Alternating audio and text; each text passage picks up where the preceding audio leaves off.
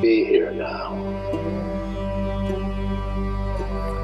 I'd like to share with you a kind of an interesting stage in the spiritual journey.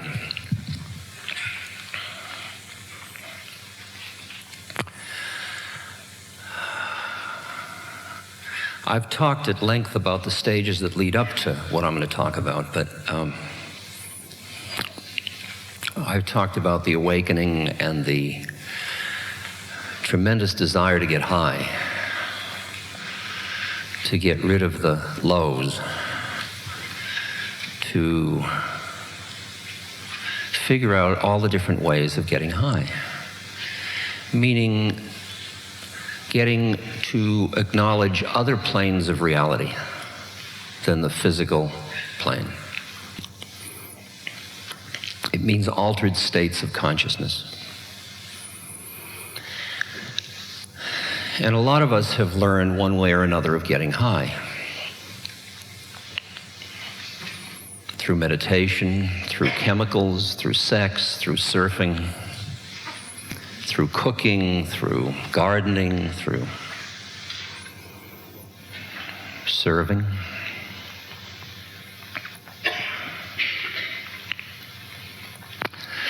But somewhere along the line, we've realized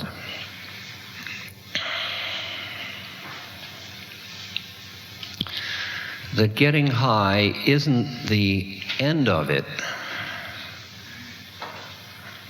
The end of it is becoming free.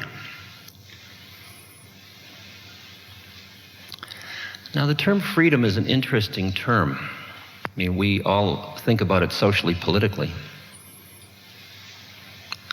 as we watch what's happening, say, in Eastern Europe.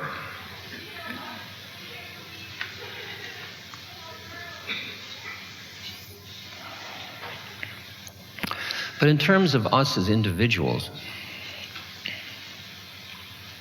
there's the rub, us as individuals. Because in a way, it's getting free of us as individuals.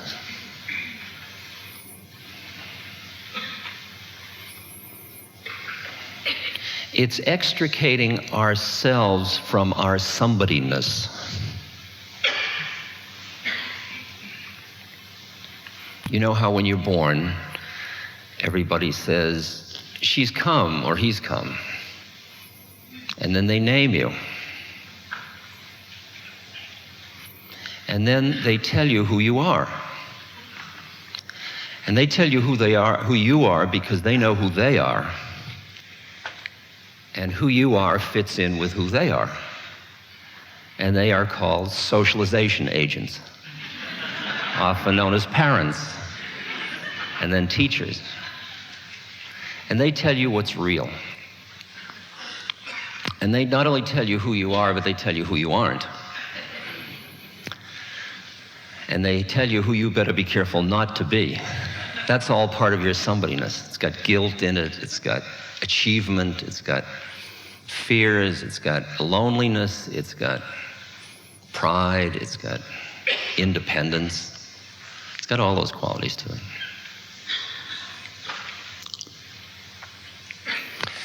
The predicament is that you went from this kind of oceanic awareness before you differentiated that I was separate from it. So as you start to be put into a container of somebodyness, you realize that a container cannot hold, well, you don't realize this, but what you find later is that any container can't hold who you are. It does violence to it. That you defining yourself as somebody is a very limiting condition. Because who you started out with was all of it. And in a way, the apple in the Garden of Eden is the beginning of your somebodyness. It's knowledge, it's self-consciousness, it's however you want to define that. And you curry your somebodyness for years. You educate it, you get degrees, you hang them on the wall. You really become somebody. You have a zip code, and an identity and an economics, and you're a part of a class and a society and a nation state, bigger and bigger meta-somebodies.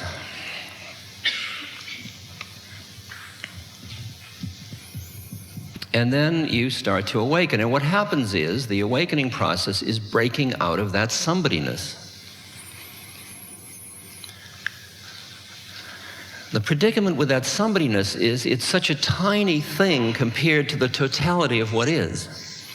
And it's very vulnerable, and therefore it experiences fear. There's no fear until you're somebody. Nobody hasn't got no fear. But somebody has fear. In fact, every somebody has fear. Unless they're a pseudo-somebody. We'll talk about them later. Christ was a pseudo-somebody, for example.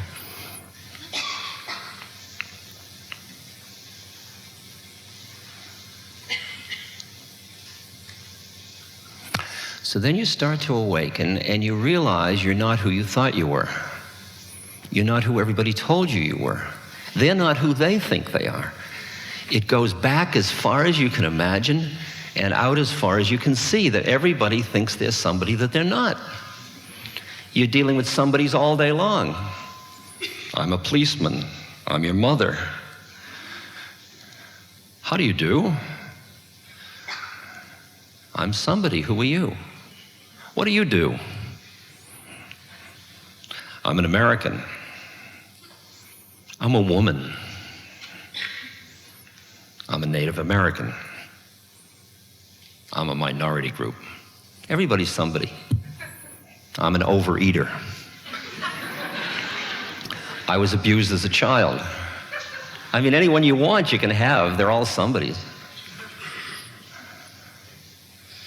So the moment of awakening is the recognition that you've been had. I mean, it was well-meaning. It wasn't anybody with ill intent. Nobody meant to have you, to do you in. It's just that you were had. Because everybody you were around thought they were somebody. So, of course, they assumed the best thing they could do for you was make you into a strong and independent somebody.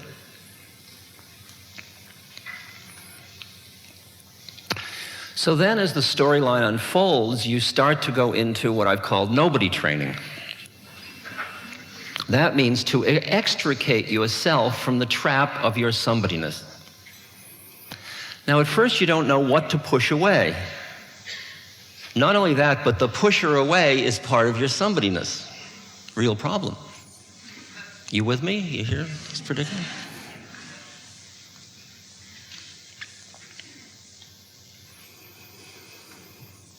So this nobody training means that first, what you do is you explore other qualities of your being other than the one you thought you were. In other words, you exchange another somebody for the initial somebody.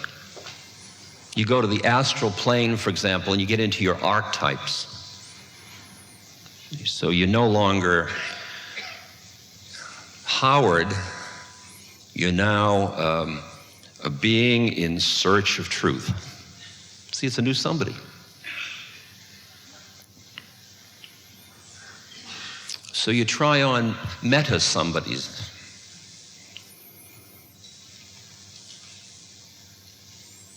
And what you do is you push away who you originally were because it was so frightened and cramped. And you try to reach to be another somebody. So you become a child of God, or a loving being.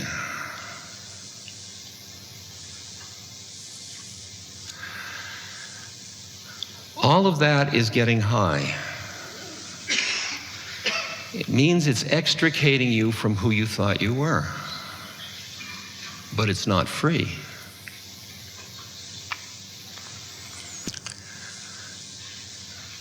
Because were you free, you wouldn't be standing anywhere. You wouldn't be somebody, but you wouldn't be not somebody either. See what I mean?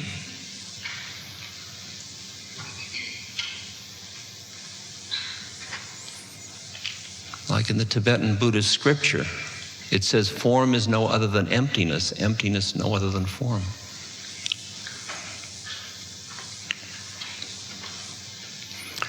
So you begin to appreciate the predicament that you want to be free, and that to be free there's nowhere to stand. And so you have to keep examining the subtle ways you're standing and you're holding and you're remaining somebody, no matter how divine or beautiful or high or light or spacey or compassionate. See, the question is there anybody home?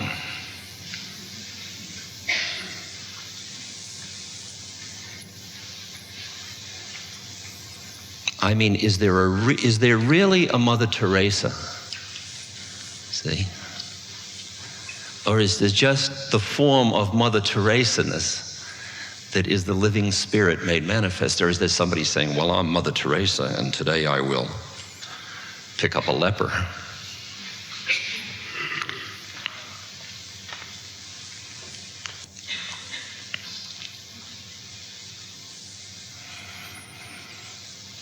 See, now Mother Teresa is an interesting example because she is a bhakti. She's a devotional yogi.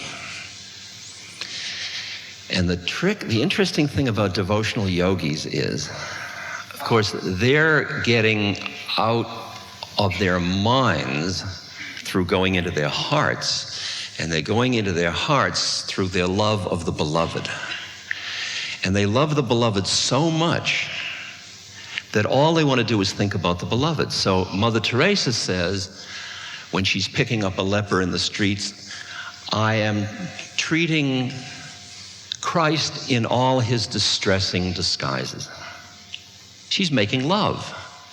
She's not picking up a leper. That's what you see. But if you look at it another way, she's making love with her beloved.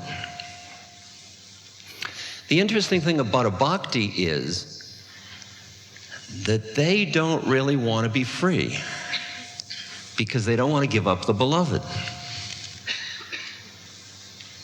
They want to extend the foreplay infinitely. You see the predicament. The moment of orgasm, the game's over. Then there's nobody. And for a bhakti, a devotional yogi, you want to have your beloved around. So you always want to stay separate so that you can love your beloved.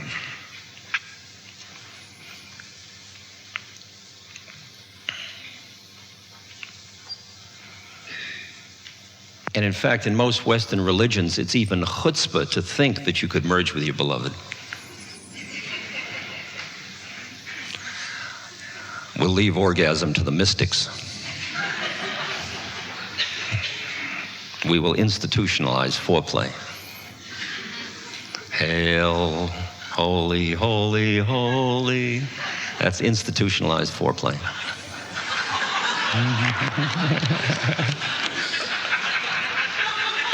Well, isn't it? I mean, I'm just saying it as I see it. I don't know whether... It's not a put down. I think it's a great thing. That's a very divine thing for it to be. If it were that, it would be great, I think.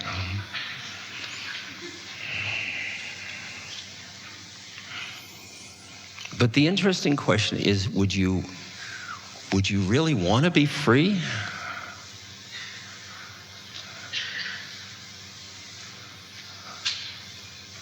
I mean, free of fear? Free of entrapment in your separateness? Could you be? I mean, you? Neurotic you? I mean, you're just another person. You? I mean, Buddha, okay. Krishna, fine. Christ, but Moses, but you? That lovely story of the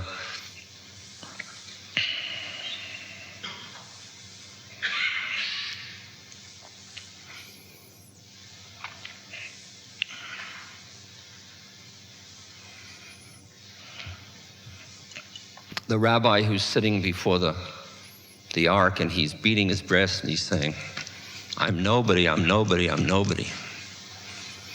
And the cantor comes into the shul and he sees the rabbi there, so he figures, well, if he's doing it, it must be, that's the way. So he goes up and he's beating his chest and he's saying, I'm nobody, I'm nobody, I'm nobody.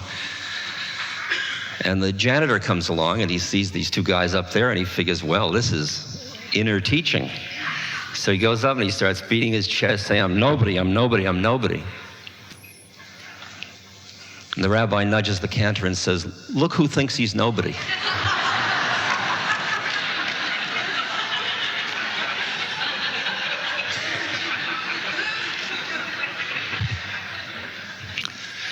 I mean, dare we consider the possibility we could be nobody too? In a world of somebodies?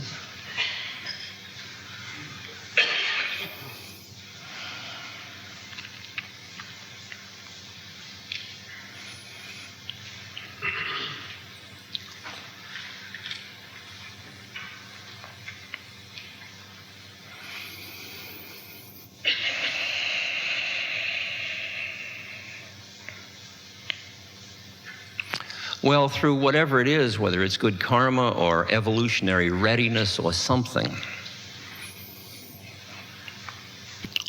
the game seems to be open once again. New mystics welcome.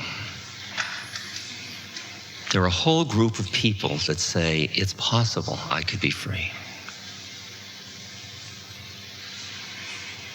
And they meditate and they use whatever techniques they can use. Free of suffering, free of fear, a free agent. Those are the only ones that have free will, people that are free. If you're not free, you can't have free will. Somebodies don't have free will. They think they do. I think I'm choosing. As president, I don't like broccoli. I mean, he really thinks he chose that. That's funny, but you know how his mother laid that on him and where she got it from, and you know I feel badly for the broccoli growers, but what the hell? I mean, we're dealing with karma and reincarnation and everything. I mean, he was probably spent a whole life eating only broccoli, one whole incarnation, you know.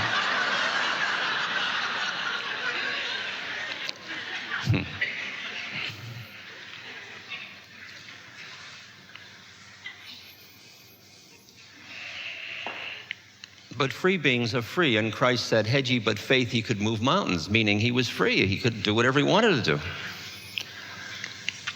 The funny thing about being free is once you're free, you know why it all is the way it is, because with that freedom, since you're not anybody, you're everybody, or you're everything, so you are the mountain and the whole thing, you are the law of which it's all perfect.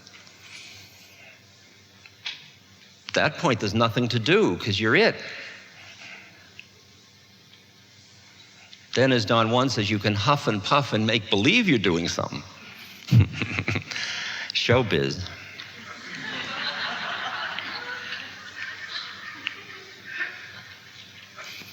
So once you want to get free, once you have the chutzpah to say, I'd really like to get free,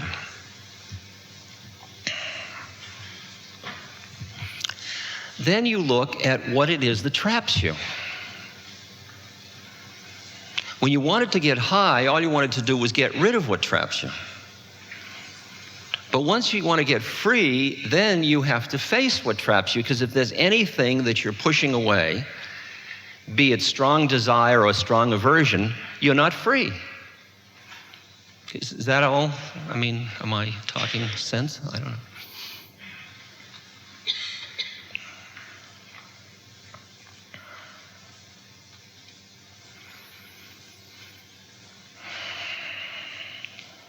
And you begin to understand the rules of karma.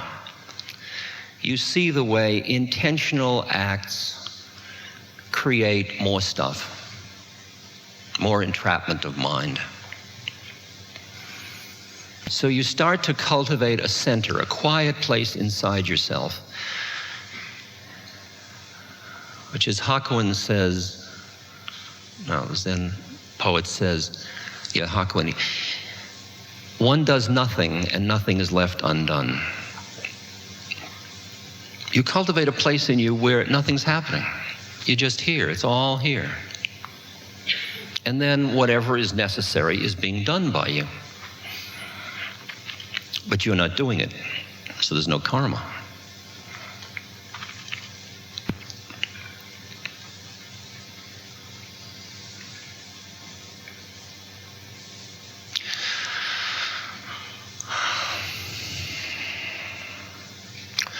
And once you begin to see the way that all works, you understand what all the purification things are about, all the 10 Commandments and Yama and Shila in Buddhism and Yama in Patanjali's Hinduism and all these no-nos.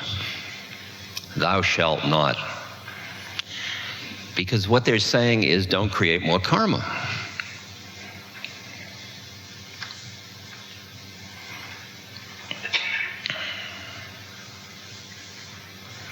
And as you quiet down, you cultivate a quality of mind that sees your desire systems. And it sees them as they arise and as they exist, and each one goes, "Psst, I'm real. I am you." See? And if you buy in, you say, "I'm hungry. I'm horny. I want power." You identify with the desire system. Now, the game isn't to stop the desire systems. They're all built into the spacesuit. They're built into the body and the psychology of your trip. That's your incarnation. Your incarnation has desires. That's its problem. That isn't who you are. You're just driving it. You're along for the ride, so to speak. You're not even driving, really. It's doing itself fine. It's all an automatic. This is a rent a Ram Dass.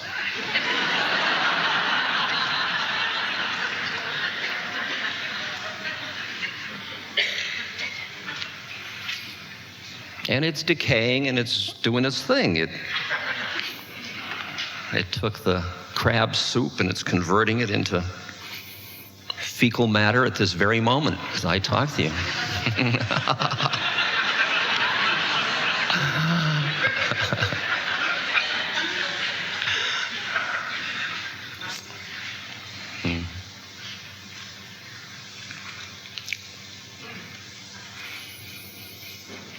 See, you can get high, like people go and they say, I'm going to live in the mountains because I don't like people. I can live in a cave and I can get so high.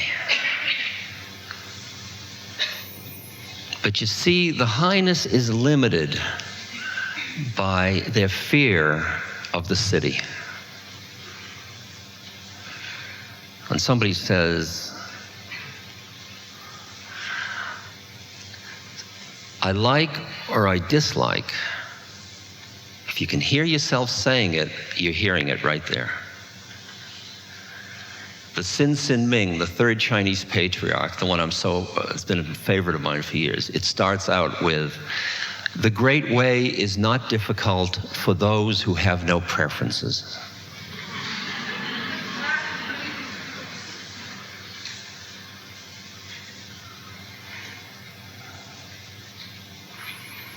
Does that mean you don't have preferences? No. It means you don't identify with the preferences. Of course you have preferences. It's part of your separateness. But you're in separateness, as Christ said, but you're not of separateness.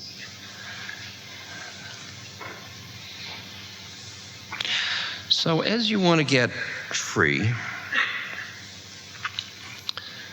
you keep cultivating this witness or this part of you that sees your predicament. It sees the things, the places, the stash of holding. Where you're trying to stay being somebody. Well, not where you're trying to, where you're stuck being somebody. And as you get closer to being free, there's a very subtle trap of you wanting to be free and still being somebody who got free.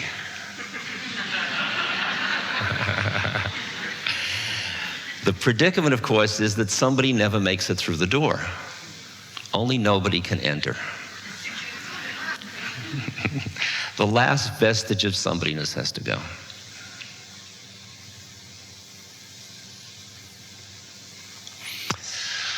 So,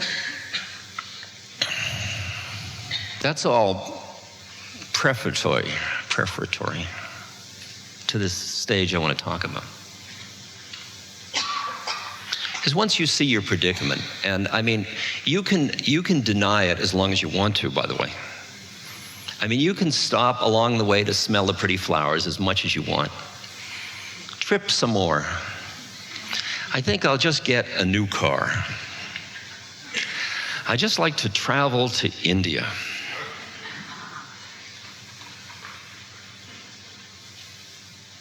Just have a family.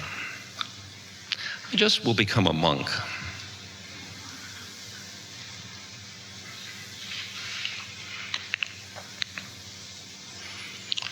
As long as you want, keep doing it.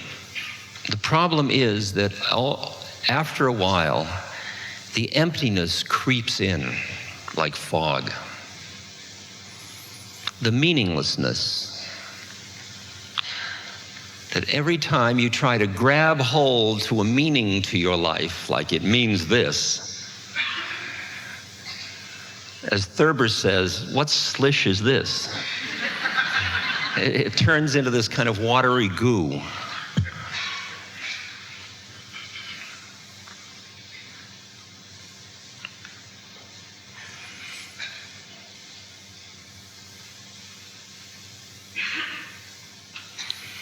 So that inevitably, sooner or later, once you have started to awaken, it's just like that same thing that happens when the alarm goes off in the morning and you start to awaken and you want to go back to sleep to finish the dream, but you've started to awaken. And you can't quite go back to sleep to get it. And it runs its course in its time. So now you come to the point where the yearning to get free gets stronger and stronger. And part of the reason it gets stronger is because of compassion.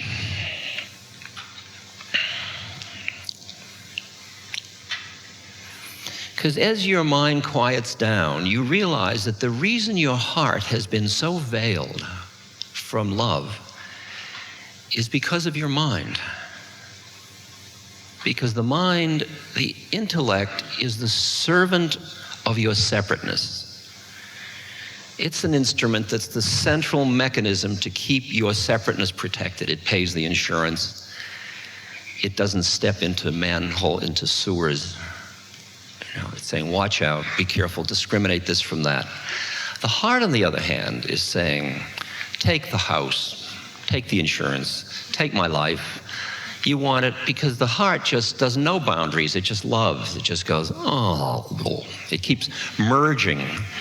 Boundaries keep dissolving. And the mind is saying, hey, wait a minute, this is chaos. Careful.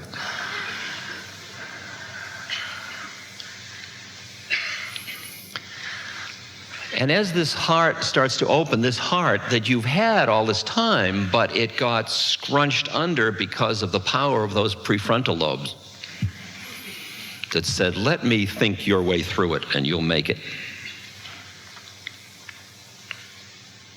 See, and most of us go into our hearts now and then. Some trauma does it, or a menstrual period, who knows what it is. And a person goes, their mind gets blown apart, and what happens is they say, I'm crazy, I went crazy that day.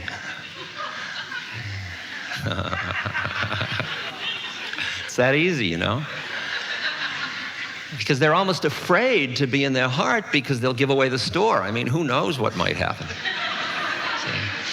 And what most of us do is we use our hearts in the service of our minds. Our mind says, now you will feel sad, and you just go, oh, isn't that too bad, dear? Now you'll feel happy. Oh, how wonderful. But inside, there's this thing, this grip. It's not wide open. It's not wide open.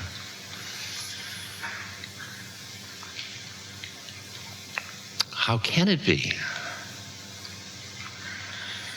you're in a funny predicament. Your somebodyness depends on seeing the world as them to protect me. And if my heart opens to them and it all becomes us, what happens to me?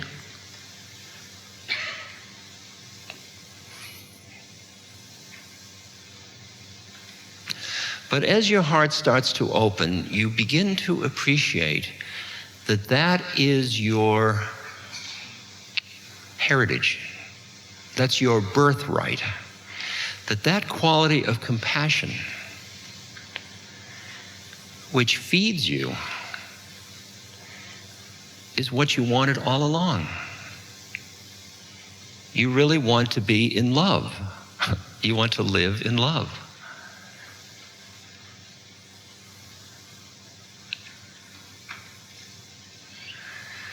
And once you have seen that predicament between the mind and the heart,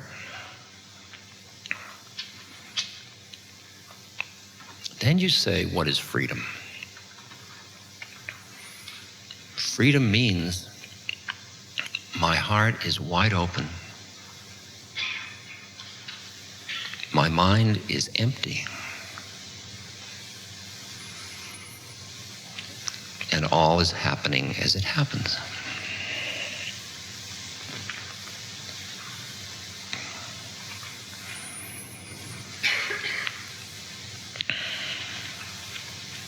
So on the route, on the way to the studio, on the way there, on the way to freedom, you become as you want it more and more because your heart feels so good. You know how good it feels to be in love.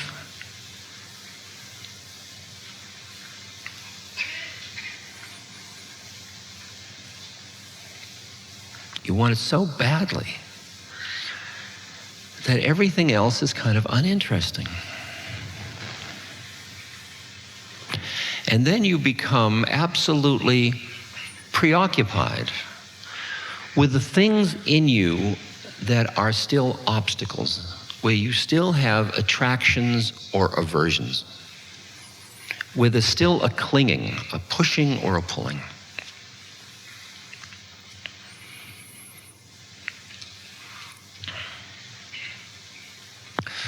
So for me, that's sort of where I am now. I've learned an interesting thing. I have so, over these past 30 years, cultivated an appreciation of an identity, a spiritual identity in myself that is different than the material identity that you and I know each other through. The faith is so strong in that one that it's like a lifeline from which I can dive into the most scary parts of the world of form. See if I can make that clearer. As your faith gets stronger in your spiritual connections, then you are willing to risk more of approaching your strong attractions and strong aversions. You'll go in deeper.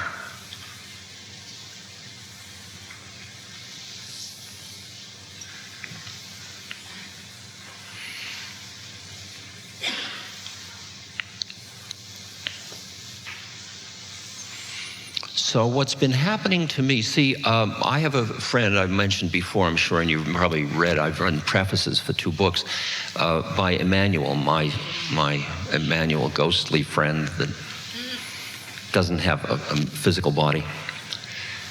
And Emmanuel, as you recall, I've mentioned this before, he said to me, when I said, Emmanuel, what am I doing on earth? He said, Ram Dass, you're in school, why don't you try taking the curriculum? And by curriculum, what he meant was that our incarnation is not an error. The fact that you are sitting there with your stuff, whatever it is, your obsessions, your perversions, your economic chaos, your dying of this or that, your minority status, your frigidity, your impotence, your bad children that turned out badly, your dent in your car, your fact you can't sleep at night, your ache in your arthritis, whatever. That's your curriculum. Oh, I thought it was just arthritis. No, it is not just arthritis. It's the curriculum. It's the curriculum of the Incarnation. Not only that, but there aren't even any errors in the game. You didn't get the wrong one.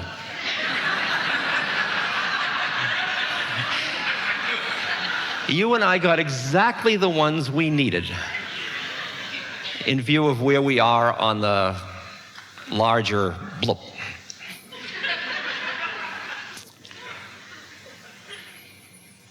So all that stuff in your mind of, I'd like to get spiritual if it weren't for my You see, turn it around and say, I want to get spiritual, so I'm going to do it through my See? You turn around and you do it through the stuff of your life, not in spite of it.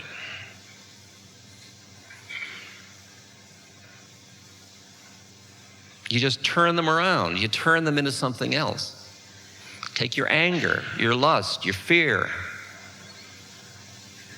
Those are the stepping stones. You've got to eat them alive. Consume them. Your fear of suffering. How about your fear of death? That's a nice one. That's a deep one. That's the one that's first chakra land. That's the one that everybody here probably has a little business with. That's why for 20 years I've been hanging out with people that are dying. Because it's the closest I can get to that really primordial fear. Because that's the final fear that the separate entity has. And the worst thing that can happen to the separate entity is it dies. If you're not separate, you can't die. That's what Christ kept pointing out. But nobody really heard it. Separate people, somebody's die. Nobody doesn't die. That's the predicament. As long as you're somebody, you're going to die. And somebody is scared, finally, of death. Because you won't be around to enjoy. Sounds like Woody Allen.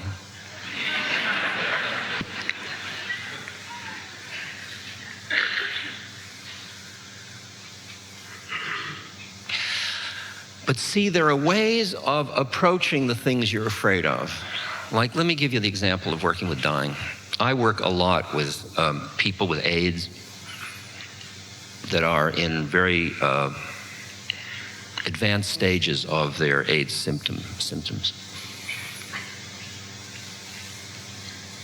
And I work with people with cancer.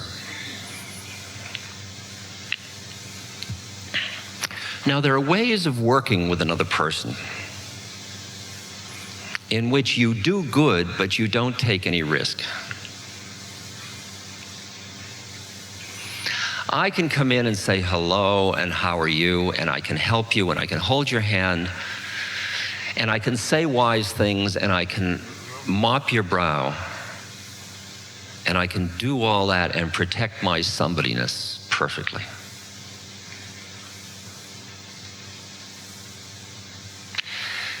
If I were really going to risk something,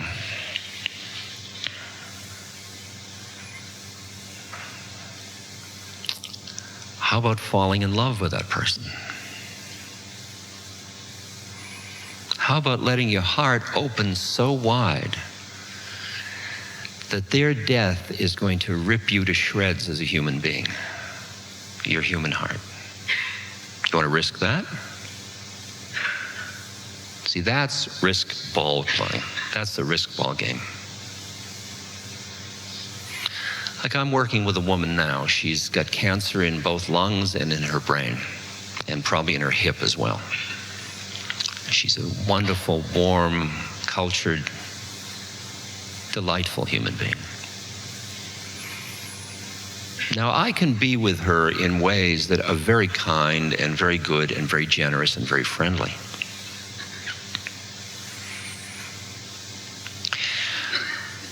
But what is it that's healing to another human being? What's healing to another human being is that their heart comes into play. And the way their heart comes into play is through the resonance with another heart. It's like heart-to-heart resuscitation. But you can't phony it.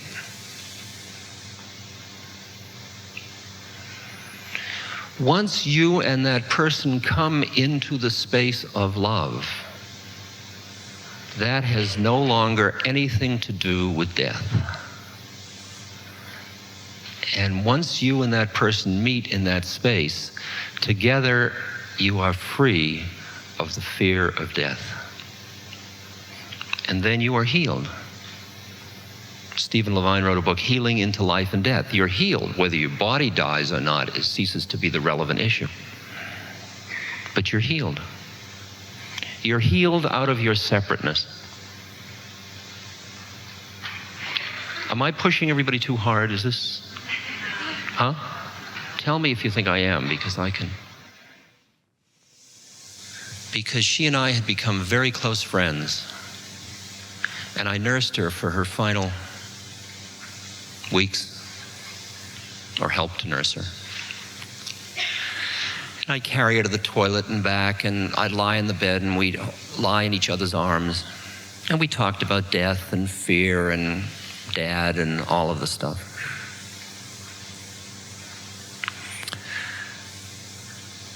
And I could feel my own panic at letting myself love her so much that I was going to be ripped by her death. I wanted to keep that spiritual, impersonal love where I wouldn't be hurt. I wanted to use my spiritual life as a psychological defense mechanism. Isn't that a shoddy thing to do? And slowly I let myself in and let myself in till I was holding the beloved.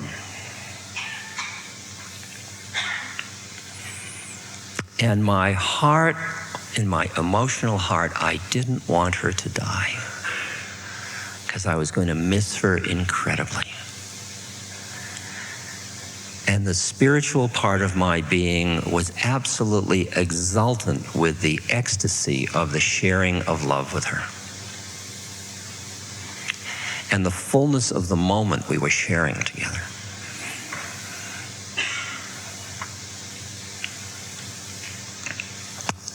And then she died. And it hurt. And I'm still here. And my compassion has been deepened. And I feel that the essence of the moments that she and I experienced love and truth together have nothing to do with dying. And that she and I are in that same space we were at that moment. And sure, my senses missed the form. My guru died in 1973.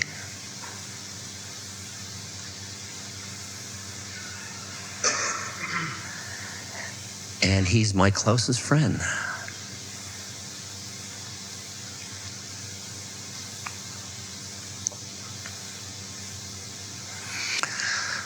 So that's the kind of risk that we play with. I went to Guatemala for the Seva Foundation.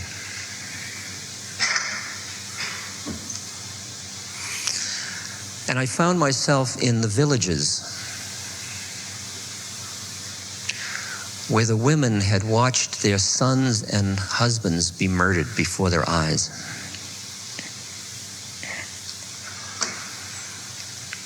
And their villages had been destroyed and they had nothing. They were eating tortillas and salt.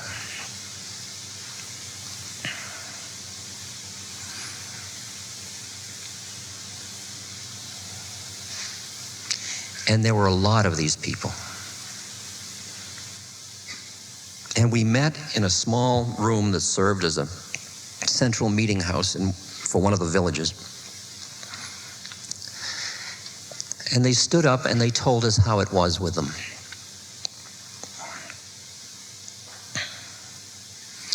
And they stood up, these Mayan Indian women, with such beauty, with these wonderfully colored clothes,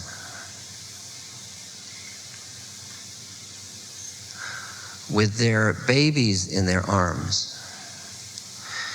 with a quality of dignity and depth and beauty as human beings, and simplicity and groundedness.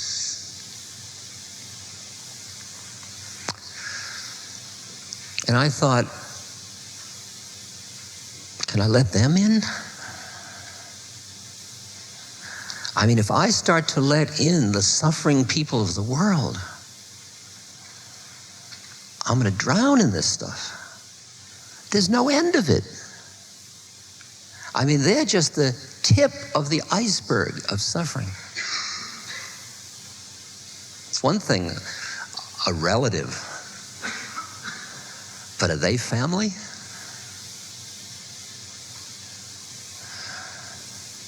And I watched myself open just a little bit. I couldn't open completely. I was too frightened. I opened just a little bit, and I started to love these people.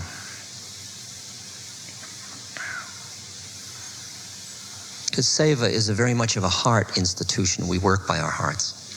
And I love these people. And then I wanted to do for them, in a way to help them become strong, not to impoverish them with the paternalism.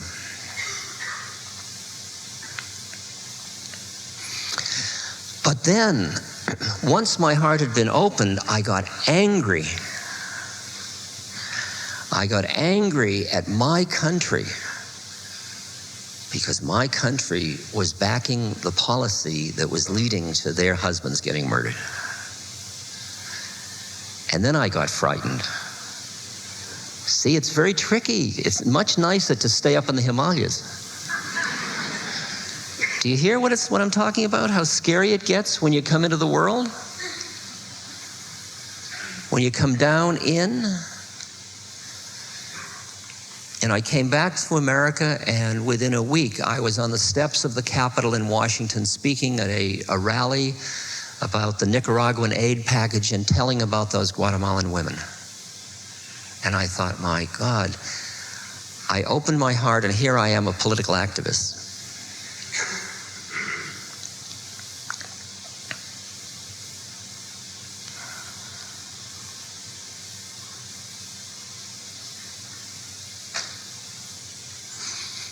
Last fall, I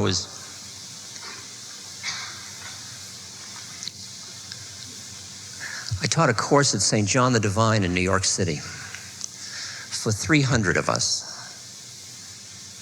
And the criteria for membership in the course, it was people just like all of us, was that every one of us had to participate in some kind of service around homelessness in New York City.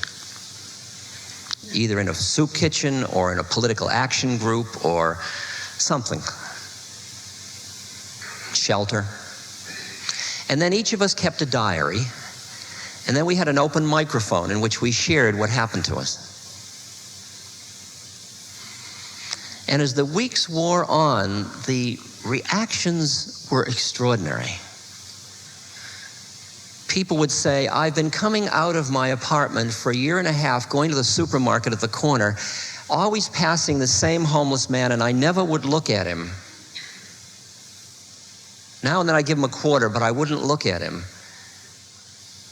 And then in the course of this course, that woman began to see that she wouldn't look at him because she was afraid if she looked, she'd find a fellow human being and her heart would open and it would screw up her life.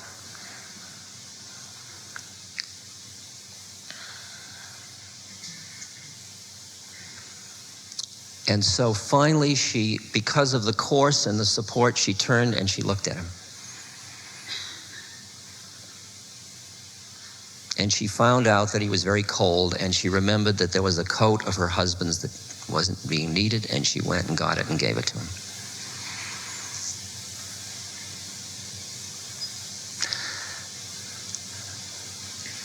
Now what she was afraid was, if I open my heart, not only will I give him my coat, he'll move in. Okay? She was afraid that if she opened her heart, she would not be able to define limits.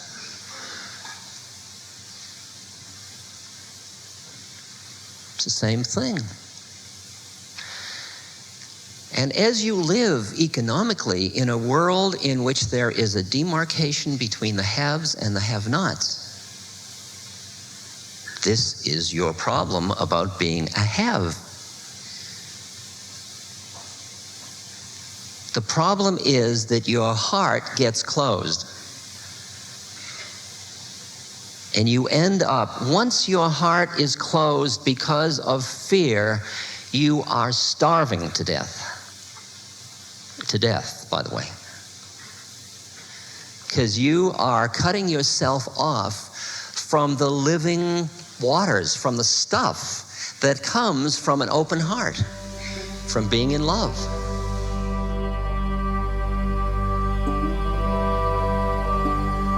Just be here now.